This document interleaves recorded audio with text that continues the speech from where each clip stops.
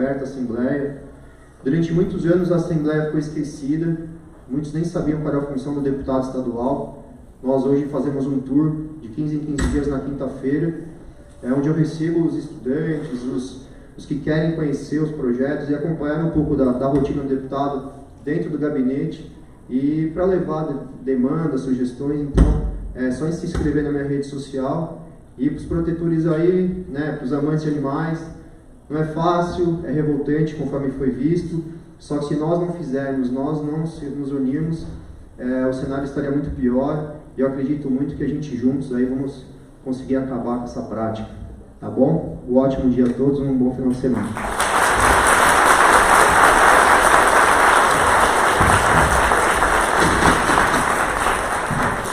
Eu vou abrir para a pergunta, né? Só eu quero falar.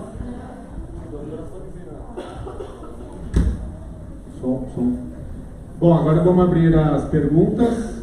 Eu estou com o microfone sem fio aqui. Quem tiver pergunta, só levantar a mão, a gente vai até o local, leva o microfone e pode fazer a pergunta diretamente para eles. Alguém tem alguma questão? Posso entregar aqui na frente primeiro, que aí eu já faço. Boa tarde a todos, meu nome é Adriano e eu sou aluno de Direito da Unidade de Santo Amaro, sexto semestre. Eu tenho duas perguntas, uma menos polêmica, uma um pouco polêmica, sobre a flora e uma da fauna. Sobre a fauna, né, que diz respeito aos animais, por que é tão difícil, até aproveitando o pessoal que está aqui de veterinário e tal, por que é tão difícil você chegar em uma clínica veterinária que não tem nenhum atendimento, às vezes 24 horas, levar um dog e ele ser atendido? Levar um dog e ele ser atendido. Por que às vezes é tão difícil sem a expectativa financeira, em cima de ganhar uma grana em cima do procedimento, sei lá, algo mais fácil, mais acessível, né? A outra da flora, eu vou deixar os outros perguntarem, depois eu pergunto. Bom, a gente entra aí no aspecto profissional, né? Você tem que entender também que o profissional de veterinária é um profissional que tem que lucrar, ele visa o lucro, né? Todos têm o amor pelos animais, mas também tem a questão do lucro. Muitos e muitos casos ele fica sem receber, de verdade. Eu conheço vários e vários que fazem o tratamento, né, confiando que vai ocorrer o pagamento, por ser uma situação de emergência, ele não recebe.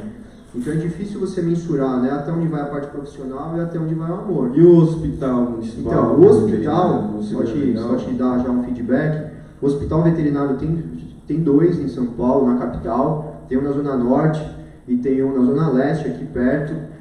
A demanda é gigantesca, eu não sou advogado de ninguém aqui, eu não advogo para ninguém, não defendo ninguém, mas a demanda é muito grande e parece que tem o compromisso do governador de abrir 10 novas unidades no estado, inclusive um novo na Zona Sul. Então eu acho que isso vai fazer com que esse hospital da Zona Leste dê uma respirada. Então ele foi construído para uma capacidade X e hoje ele está sem conseguir absorver, porque é 4x a demanda que chega dentro do hospital. O Bruno falou muito bem. Na verdade, o governador pode construir 1000 hospitais veterinários públicos, se ele tiver verba para tanto, e ele não vai conseguir suprir a demanda, porque continua havendo uma causa multifatorial que enseja o abandono. Tudo aquilo que eu mostrei na minha palestra. Enquanto a gente não sanar antes a causa, não vai dar para consertar isso tudo no final, na ponta, né? Então, o que a gente tem que pensar? A gente tem um orçamento, é o estado mais rico, sem dúvida, do país, mas a gente tem prioridades, né? SUS, saúde humana, uma série de coisas. A gente tem uma portaria interministerial do Ministério da Saúde que fala basicamente o seguinte: recursos da saúde pública para controle populacional, castração, cães e gatos, não podem ser utilizados vindos do SUS, vindo da saúde. Então a gente vai ter que remanejar essa questão orçamentária para poder construir. O que o governador não sabe quando ele transfere toda a estrutura da Subsecretaria Estadual de Defesa dos Animais para a área da saúde, é que a saúde não pode gastar com isso. a não ser que tenha relevância epidemiológica, um surto, por exemplo, febre amarela, uma questão muito grave, né? Então, infelizmente, o nosso governador ele desconhece a causa animal no momento, penso que ele deve ter uma boa intenção. A construção de hospitais veterinários públicos, como eu já falei, me chama a atenção, me parece uma grande possibilidade de desvio de verba, sim. Nem sempre as pessoas estão bem intencionadas, o Bruno fala a verdade, tem gente lucrando com a causa animal, mas a gente tem que tomar cuidado. Isso não quer dizer, eu não acho que o animal tenha que ter um atendimento. Então, o que a gente pode fazer? As ONGs, muitas vezes, e as universidades disponibilizam atendimento a preço de custo, um atendimento de ponta. Você tem isso na USP, você vai ter aí nas Unesps, você tem um serviço muito amplo na Universidade de Santo Amaro, tem uma série de universidades que tem isso, né? O curso daqui da São Judas também tem medicina veterinária, perfeito. Então, eles têm uma clínica, têm uma escola, então eles já fazem isso, pode ajudar. Agora, um hospital público, como eu falei, nunca vai conseguir atender mais de 30, 40, 50 animais por dia com qualidade. Não tem como. Eles precisam de estrutura, de insumo, de exame de imagem, de profissional médico veterinário valorizado. Então, como é um profissional liberal, a gente não pode querer que ele não receba. Então, eu já vi postura de alguns protetores em desespero, querendo que o animal seja atendido. Óbvio que numa emergência o médico veterinário vai atender, mas ele também tem que ver o lado profissional. Não sei se vocês conhecem essa estatística, mas o maior índice de suicídios ocorre entre profissionais da medicina veterinária. É terrível, é muito alto, porque eles amam animais, começam na profissão por isso, muitas vezes não conseguem se sustentar, não conseguem atender os animais e muitas vezes, dependendo da área que eles entram, que eles ingressam, eles têm que proceder a algumas eutanásias por razões humanitárias. Isso é terrível para o profissional da medicina veterinária. Então, é um profissional que tem que ser muito valorizado, muito protegido, e aí sim, a gente pode pensar em convênios, em outras questões para viabilizar o atendimento médico veterinário, mas nunca deixar o médico veterinário passando fome, porque daí a gente não vai ter ninguém que atenda, né, gente?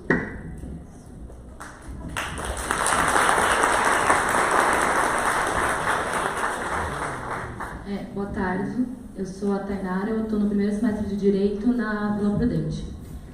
Sobre a floresta amazônica, uma imagem que repercutiu bastante foi do araquém de Alcântara, do tamanduá cego. E eu queria saber quais são os projetos para esses animais que sofreram muito com as queimadas de agora. Vou precisar, se não é o Bruno me salvar aqui, o microfone não deu certo. Então, Tainá, né? Essa imagem, por incrível que pareça, ela circula nas redes sociais há anos, então ela não é uma imagem de agora, dessas últimas queimadas e desse incêndio aí na Amazônia, mas sem dúvida ela reflete o que aconteceu em larga escala ali. Vários animais silvestres foram queimados, foram destruídos, foram mortos, outros ficaram machucados. Não tem como a Brigada de Incêndios Florestais combater isso em larga escala. Parece que o governo está acordando para essa realidade agora, com pressão internacional, enfim. O que a gente tem que fazer? O governo federal, nesse momento, corta de maneira massiva a fiscalização ambiental no país. Tira profissionais de carreira técnica e coloca pessoas do Exército, não gabaritadas para exercer o trabalho, tá? Respeito muito o Exército brasileiro, mas eles não têm essa formação. Então, não vai dar certo. Se a gente não tiver ações de comando e controle, mas não só ações de comando e controle, de fiscalização, mas a prevenção das causas, vai ser muito difícil. Eu não sei dizer a origem desse incêndio, pode ter sido proposital ou não.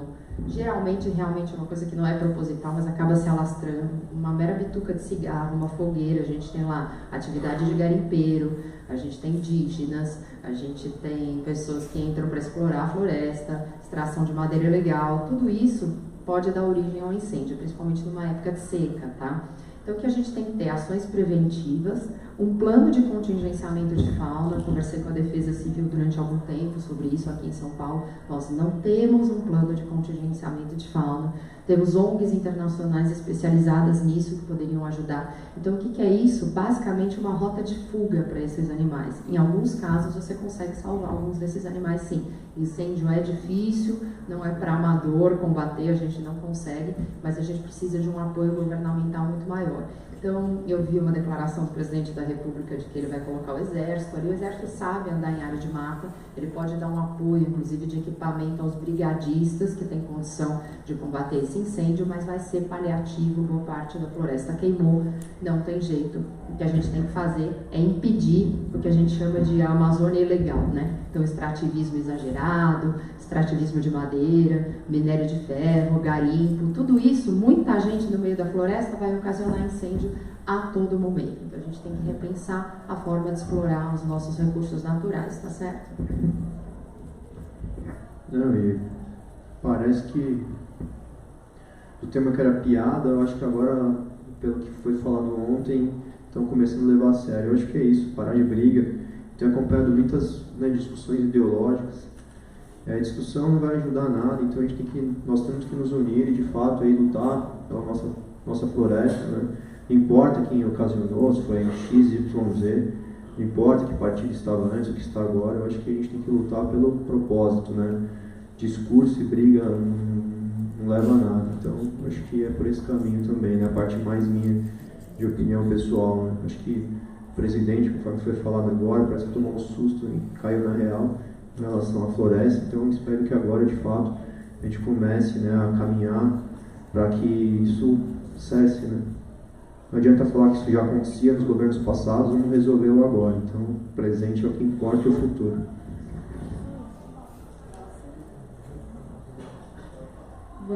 Boa tarde, me chamo Camila. Eu gostaria de saber, referente à CPI de venda dos animais, qual seria o plano de trabalho e referente às reuniões que teve, acho que nessa semana, ou a convocação que teve, o que os outros deputados estão falando sobre isso, sobre os planos realmente efetivos, se caso isso ocorrer, o que eles estão dizendo sobre isso. Tanto eu quanto a doutora estamos acompanhando. Eu, como relator, né, fui solicitado pelo presidente ser relator. Então, eu acho que, no primeiro momento, né, nós estamos ouvindo todos os protetores, todas as ONGs, as maiores referências da causa animal de proteção. Dividimos dessa forma para não ocorrer alguns atritos que de fato aconteceram. Para vocês terem noção, no dia que foram ouvidos os protetores, uma criadora acabou sendo ouvida também por solicitação de uma deputada e deu uma briga danada. Então, é difícil você discutir ideologia ali, principalmente quando alguém você está falando do lucro de uma pessoa. Agora a gente já parte a partir de setembro, para a parte das autoridades, onde nós vamos falar com promotores, delegados e, por fim, os criadores. O que eu acho bacana dessa CPI, que diferente das outras que acontecem na Assembleia, ela vai ter um aspecto prático.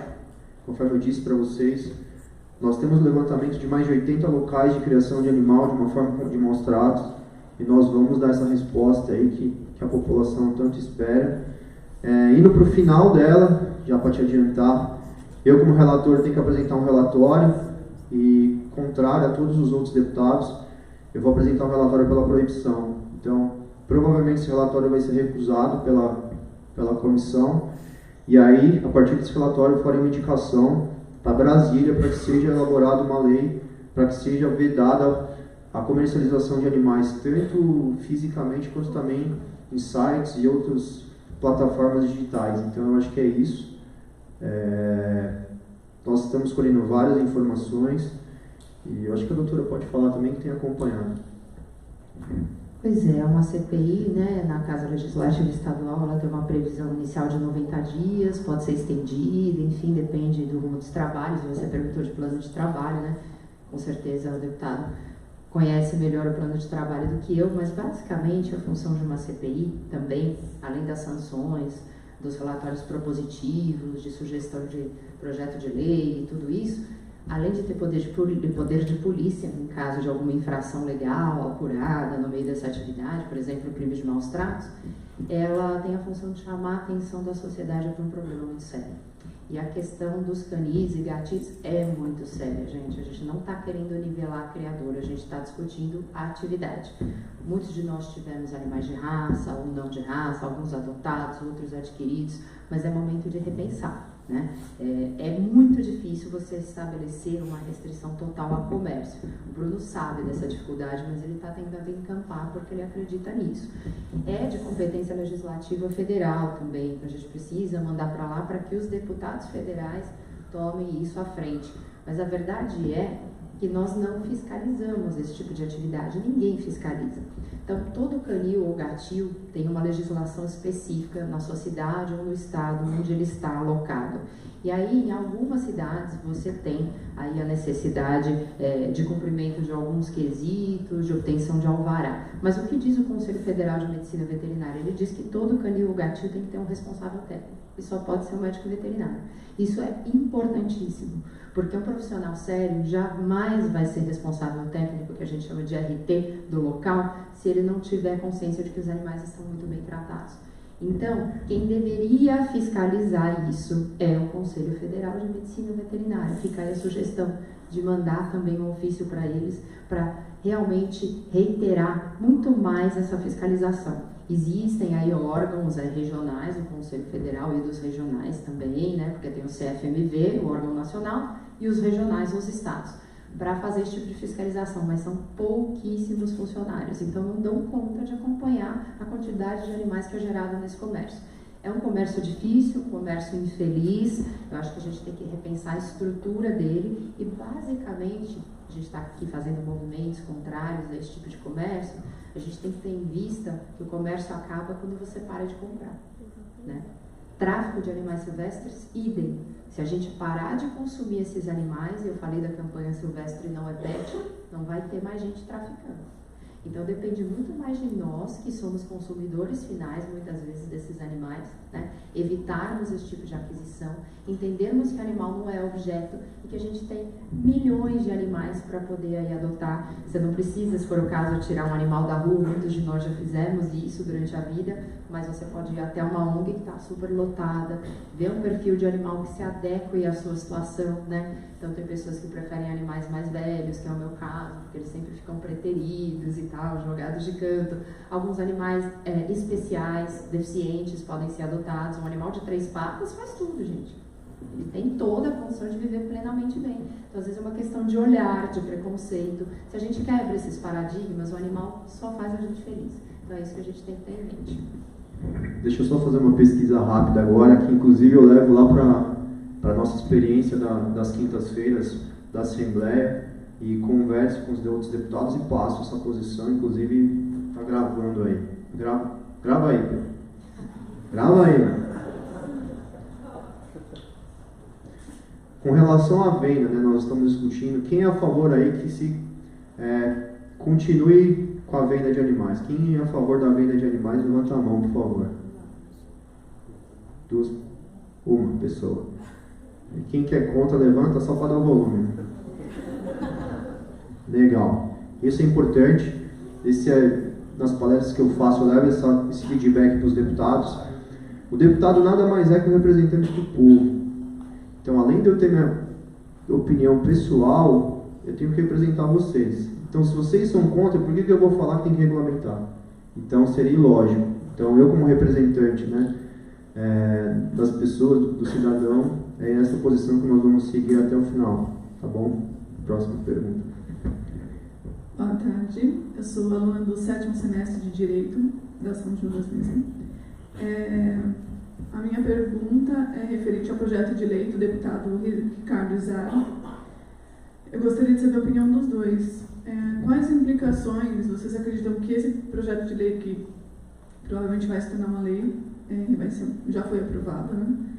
Quais implicações ele vai trazer no ordenamento jurídico como um todo, na esfera penal, na esfera civil, mas principalmente na concretização dos direitos dos animais? Quero saber, na realidade, na prática, no dia a dia, no que vocês acham que vai contribuir, que vai mudar essa lei? Seu nome, desculpe, Andréia. Obrigada, querida. Olha, o importante que a gente tem que ter em vista, em primeiro lugar, que falou o Bruno aqui, né? Ele falou muito sobre maus tratos, legislação penal. Quando você fala em invasão de domicílio, para você evitar a ocorrência de um crime, seja ele continuado, em flagrante, o que for, você pode ingressar para fazer cessar aquele crime, tá? Então, você tem essa previsão legal. E, para tanto, você precisa fazer a prova do crime. Se você tem um instrumento legal que já mostra que aquele animal não é um mero objeto, obviamente você tem um reforço e uma defesa mais ampla para esses casos de resgate de animais.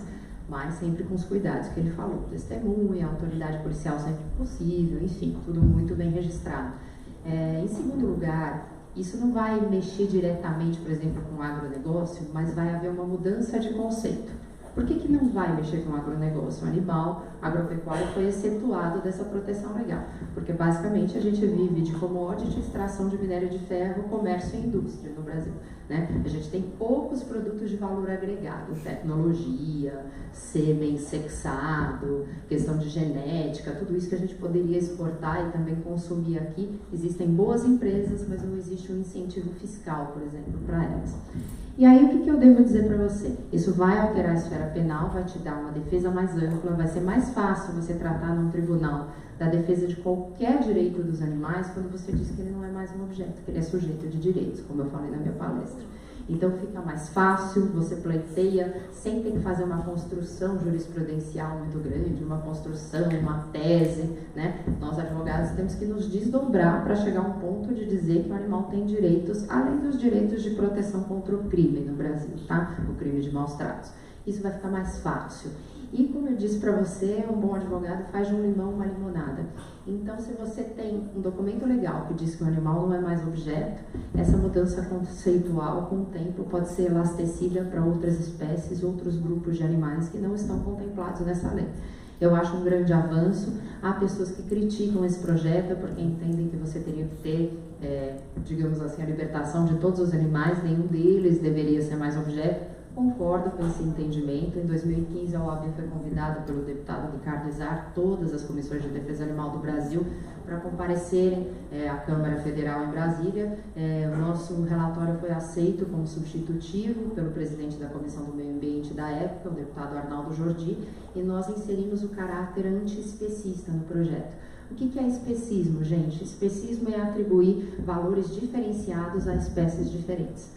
Então, eu trato muito bem o meu cachorro, mas eu não gosto muito da barata, né? Isso é um bom exemplo, assim.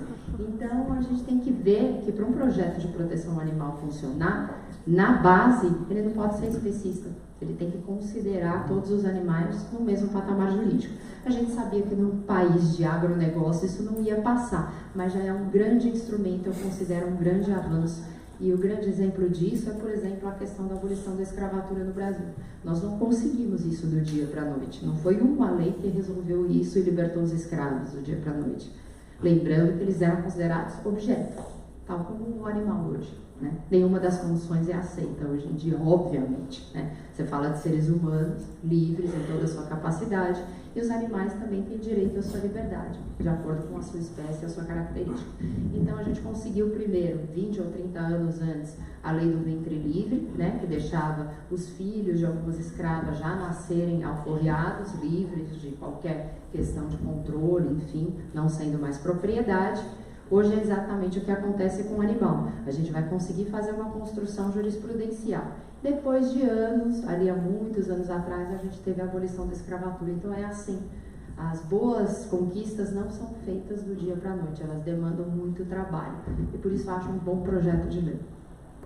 Só para exemplificar, me acionaram 2, 3 semanas atrás um caso que o animal foi chutado pelo seu dono várias vezes. Isso aí tem filmagens. A parte criminal acabou tendo uma composição do juizado especial criminal, só que na parte civil o animal foi devolvido para o dono. Então assim, será que se ele não fosse considerado como uma coisa, a juíza teria um olhar, né, um pouco mais sensível para, poxa, já teve a composição criminal, né?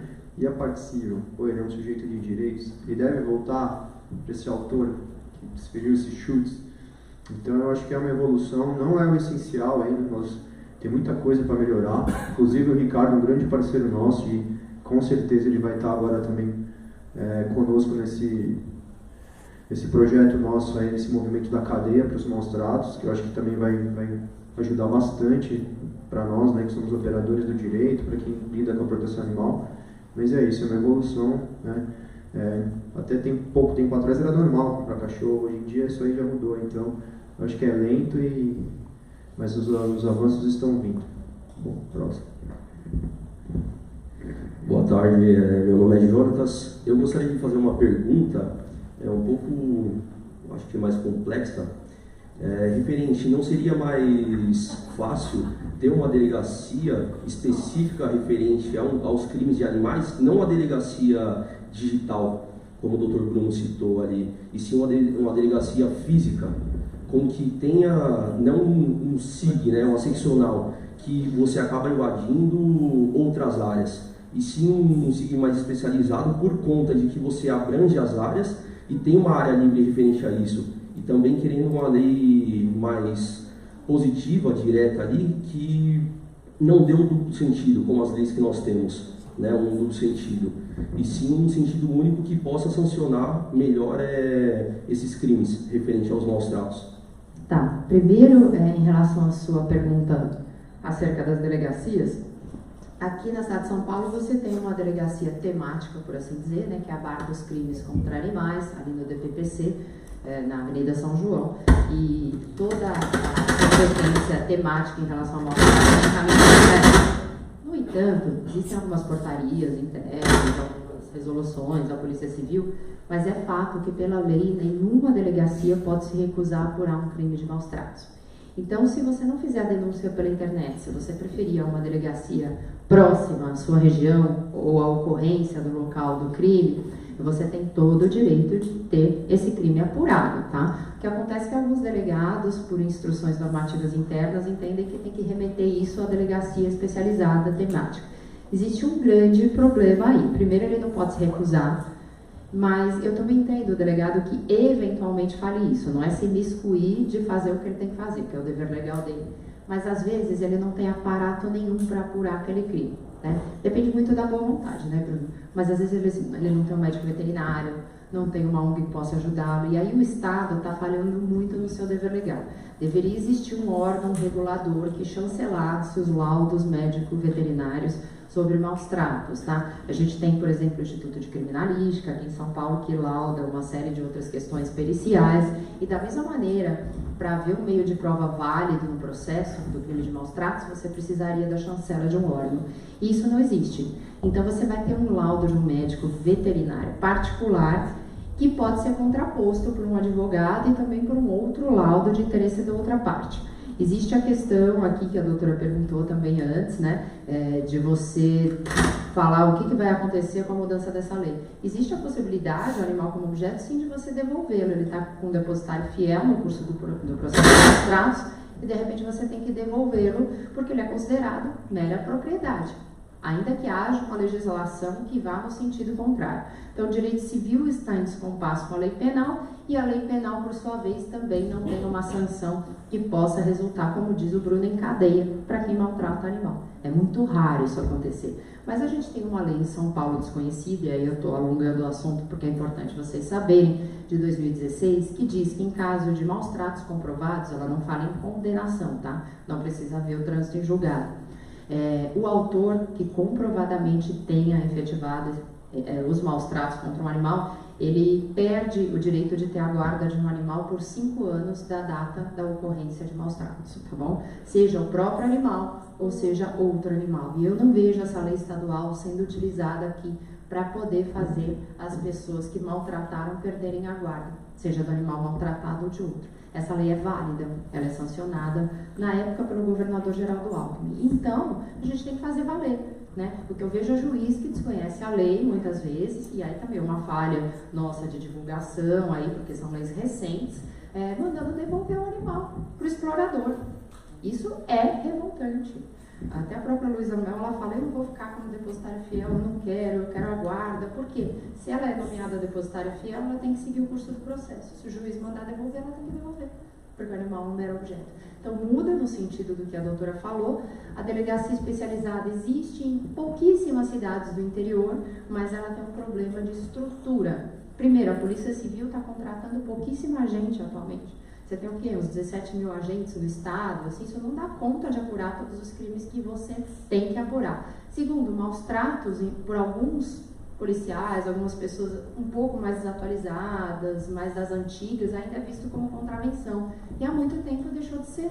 A gente tem uma lei com 21 anos que diz que maus tratos é crime. E aí sim, a gente pode criar as delegacias especializadas, é importante, mas você precisa dar estrutura para que elas funcionem. E sem médico veterinário, elas não vão funcionar com a chancela do Estado para comprovar maus tratos, tá bom? Próxima pergunta. Não sobrou nada, pô. Fala assim, corrobora. Não, na verdade, corroboro e falando da estrutura da Polícia Civil, né? Se tiver alguém, eu tenho alguém que quer prestar concurso para a polícia, nós estamos precisando demais, né? A polícia está totalmente sucateada, sem querer acusar e falar levianamente de ninguém. É muito bacana você falar, vou manter a DDM aberta 24 horas, mas sem contratação, você acaba tirando da delegacia da área para colocar o atendimento na DDM. Então, na verdade, o cobertor é curto, né? E hoje, se nós criássemos delegacias, né, de crime contra animais aqui em São Paulo, de fato, as delegacias diárias seriam desabastecidas de funcionário. Então, o cobertor é curto. Eu acho que o caminho é cobrar aí do governador. Ele tem prometido a contratação de 3.000, 4.000 policiais, que não ajuda um pouquinho, mas não resolve o problema. Eu acho que o caminho é esse, tá bom? Só para completar. Pessoal, eu vou pedir desculpa, eu vou abrir só para mais uma pergunta, que já me avisaram que o deputado tem uma agenda agora e não vai poder salvar o pitbull, na verdade. Né? Essa é a E eu vou abrir para mais uma pergunta, lógico, tem as redes sociais dele, tem a nossa, pode enviar pergunta, a gente vai responder, publica, tá? Como ela havia me pedido, né? Eu vou abrir mais a pergunta a ela, tá bom? Eu peço desculpa, mas é por causa do adiantar do horário mesmo. E aí, vou pedir também para a pergunta ser um pouco mais resumida e podem ser breves também, para não atrapalhar a agenda. Nos chamou de papagaios. Boa tarde, meu nome é Lohane e eu gostaria de, dentro do assunto, porém tomando um outro caminho, eu gostaria de que você relacionasse a indústria da carne, o vegetarianismo e os maus tratos. Obrigada, Bruna, é super gentil. Eu sempre passo o microfone para mim. Mas é verdade, né? É muito gentil. E a questão toda é muito profunda. Tua pergunta é importantíssima, né? Eu vi alguns dados de 2017 que disseram que naquele ano morreram 1,5 bilhão de bovinos, né, na pecuária aqui do Brasil, tá? Para importação e exportação. A gente consome carne de maneira desmedida e insustentável. É a produção mais deletéria no sentido de alimentação do mundo, ou seja, ela compromete muito os nossos recursos naturais, consome recursos hídricos a montante, acaba deixando o solo mais pobre, o pasto consome também um espaço territorial muito grande, porque aqui no Brasil a gente tem gado em confinamento, mas a gente ainda tem muito do pasto livre, né? No Mato Grosso, Goiás, Tocantins, e aí para isso você precisa derrubar a floresta, extrair a madeira e depois proceder uma queimada para poder fazer pasto. A verdade é essa, onde tem floresta densa, você tem que fazer queimada. Destruição ambiental e sustentabilidade. Então, o que eu digo? Existem muitas ONGs, a Mercy for Animals, a Humane Society International, que tem parceria com a gente, que fazem um trabalho bárbaro. Eu não como carne. Algumas pessoas ainda comem. Não é ficar um apontando o dedo para o outro. O que a gente pode fazer para reduzir a quantidade dessa carne que a gente consome e de qualquer proteína de origem animal? Porque o que causa maus tratos e problemas também ambientais na pecuária, também na indústria dos ovos, das galinhas poedeiras e do leite também trata. Então eu vou adiantar um projeto que a gente tem na OAB bem rápido, que a gente está tentando conseguir um financiamento via BNDES, tá? Diretamente para os produtores rurais, não vai ter intermediário, que são da indústria do leite, para que eles possam comprar sêmen sexado. O que é o sêmen sexado? É aquele sêmen que já vem com o sexo certo, macho ou fêmea, de pecuária bovina, porque acontece uma coisa terrível na pecuária bovina, na questão do leite, não do corte. Essa indústria leiteira acaba tendo os machos, que são indesejados, né? É importante que as fêmeas estejam sempre prenhes para que elas produzam esse leite, enfim, de maneira indiscriminada. E aí eles têm o produto da venda, mas a fêmea, quando nasce, ela é muito bem quista na indústria do leite. Ela vai reproduzir, vai dar leite, mas e o macho? Grandes fazendas, eu não estou falando de pequenos produtores, estão deixando esses animais para morrer à míngua de sede e fome. Então a gente não vê essa realidade de fazenda. Então o farming no Brasil também pratica crueldade. Não quer dizer que todas, mas a gente tem que fazer alguma coisa.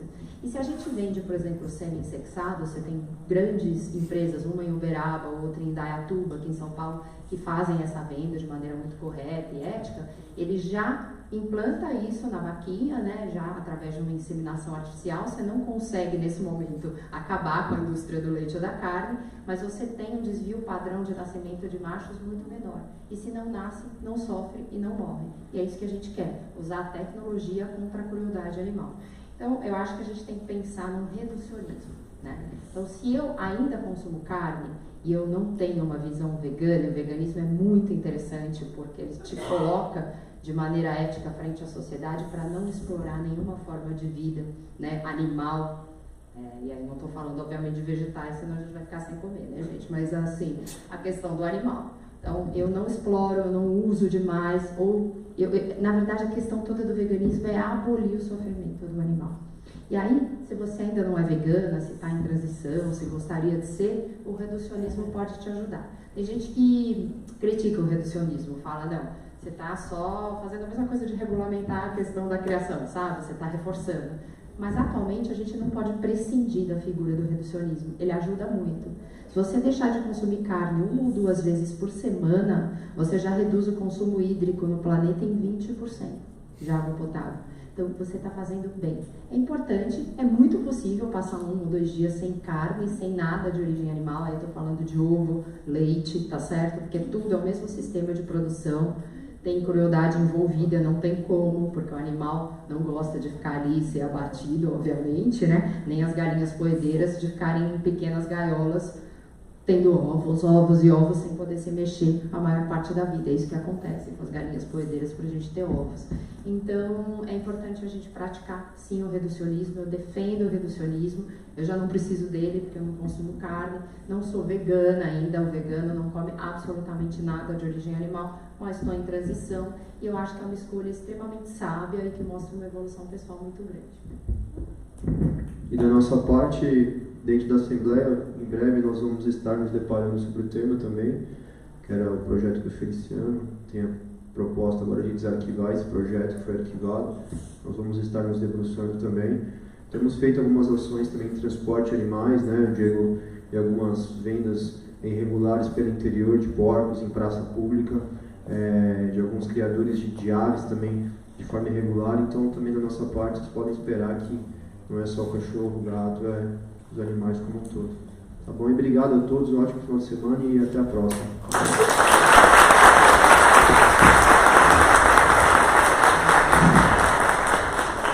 Vamos rapidinho agora para o nosso sorteio. Pedir para o pessoal ficar, quem quiser. Nós vamos sortear uma doutrina e algumas canecas, tá?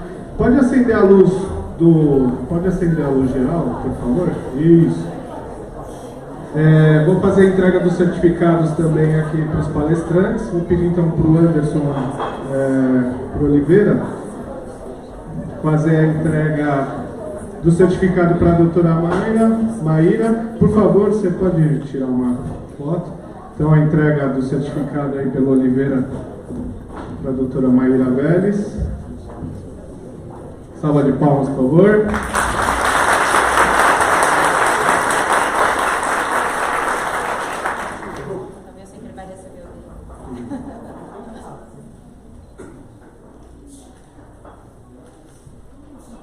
Pedir para o Anderson também fazer a entrega do certificado do deputado Bruno Lima.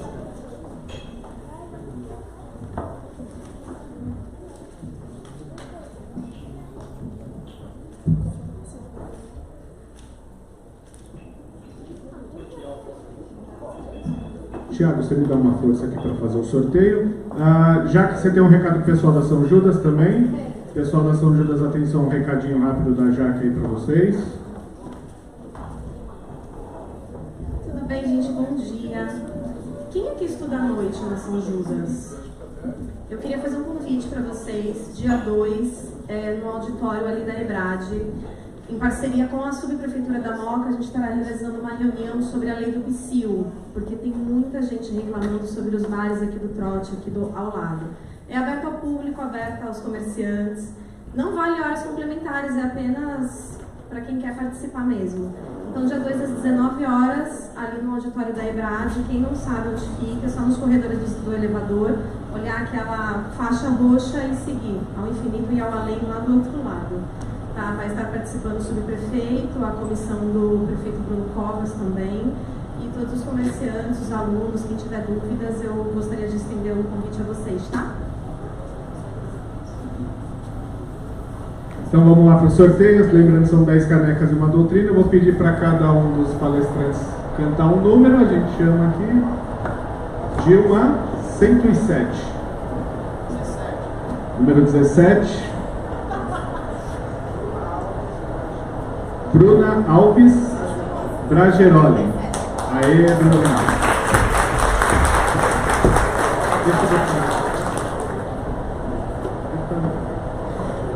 Receber as mãos do deputado aí, faz uma foto aí, pode fazer uma foto com o deputado.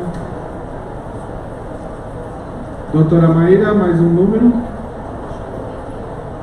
91.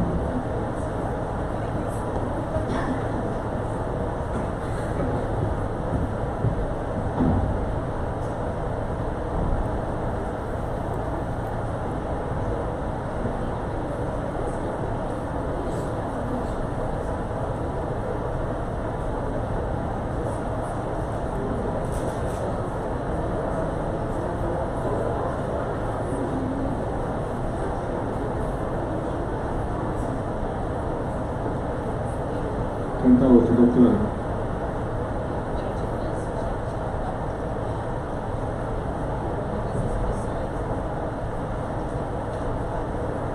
Estava para o final. Felipe Vila Vinhas. Acertei, Felipe?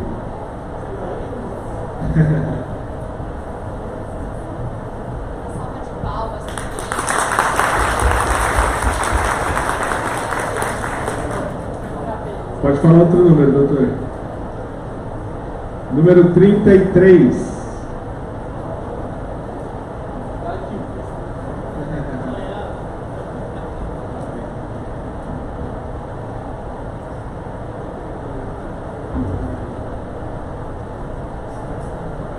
Stephanie Magalhães Belo. Stephanie já foi. Depois alguém avisa ela que ela perdeu uma caneca e uma foto com o deputado. Outro número, 25.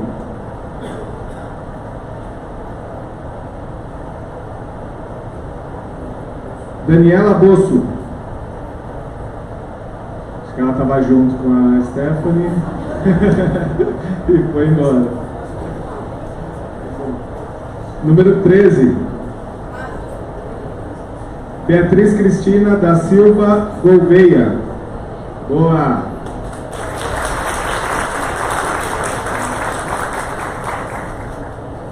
Doutora Maíra, mais um número. 67. Rafael Rodrigues Lorenzini, é isso? Aê, Rafinha.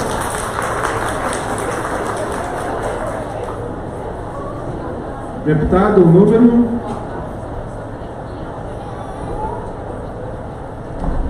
Vocês me desculpem, mas eu podia dar para a moça que está com o cachorro? Vocês se importam? Então ela tem um argumento para ganhar. Desculpa apontar o dedo. Vem buscar a caneca.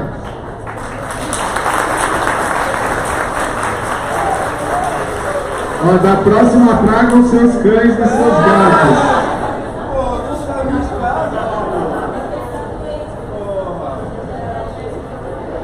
Merecido, merecido, Doguinho.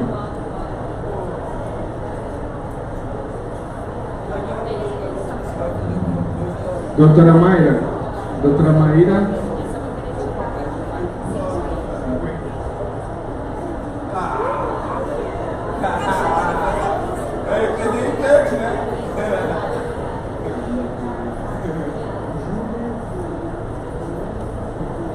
Júlia Domingos Mariani, é isso? Mariano. Aí, uma salva de palmas para a nossa bióloga.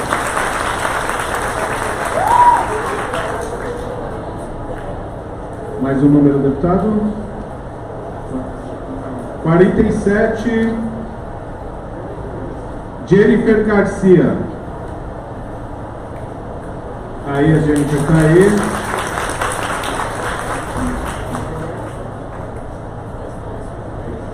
Mais um número, doutora Maíra. 28.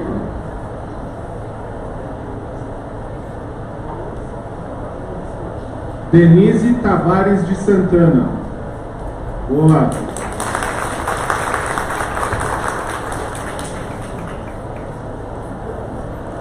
Número 21.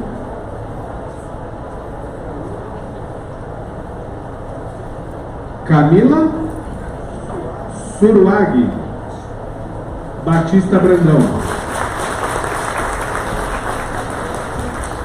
A última caneca, doutora Maíra.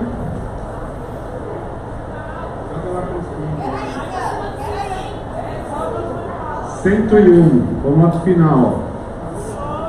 Camila Ramos dos Reis. Aí.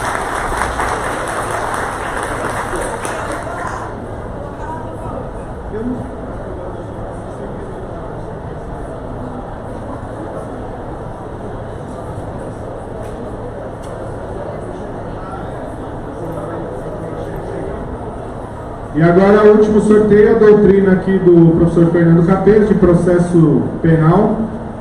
Fala o número, doutor. Então vamos lá, doutora.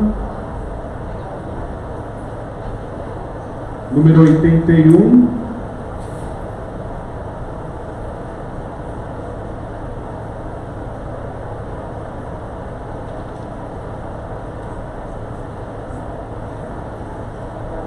Tainara Bonfim Cecílio, é isso? É Cecílio? Cecilino. Aí, ó, parabéns. Ganhou a doutrina.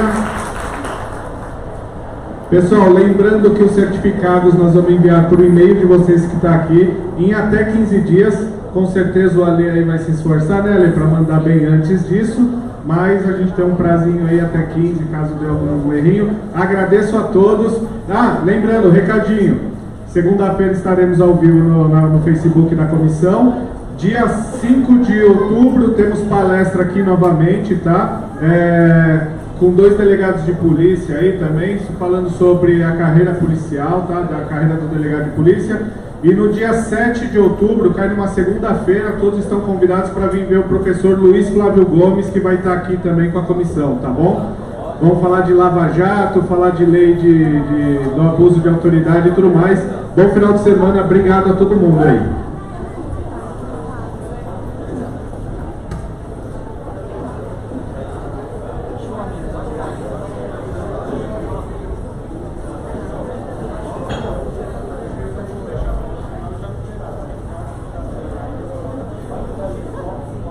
Não sei se pode subir.